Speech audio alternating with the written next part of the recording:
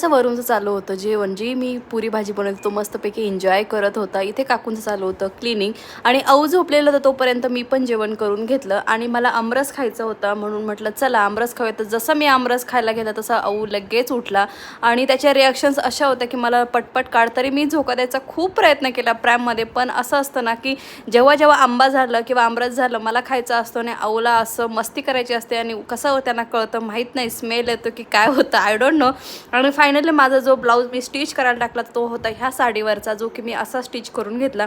कसा वाटतोय मला नक्की कमेंट करून सांगा. आणि मी आता ह्यावेळेस स्लीवलेस शिवला कारण वेट खूप कमी झालेलं आहे, त्याच्यामुळे ना फॅट जे आहे हातांत ते कमी झाल्यामुळे मला असं वाटतं मला आता सूट करेल म्हणून वरूननी मला स्लीवलेसच स्टिच करायला सांगितलं. आणि मी खूप सगळे ना व्हिडिओज काढत होती आणि ह्या ब्लाऊजचा असा प्रॉब्लेम झालेला होता की त्याने पॅड उलटा लावलेला होता आणि हे जे लटकन आहे हे मी तुळशीबागेतून आणले होते, जे की मी ह्या साडीसाठी यूज केले कारण काठावर ते मॅच होत होते म्हणून. सो कसा वाटला माझा हा ब्लाऊज आणि साडीचा लुक नक्की मला कमेंट करून सांगा. दुसरा ब्लाऊज आणि साडी नक्की तुम्हाला दाखवायचं. चलो हा व्लॉग मी इथे सेंड करते. Bye bye.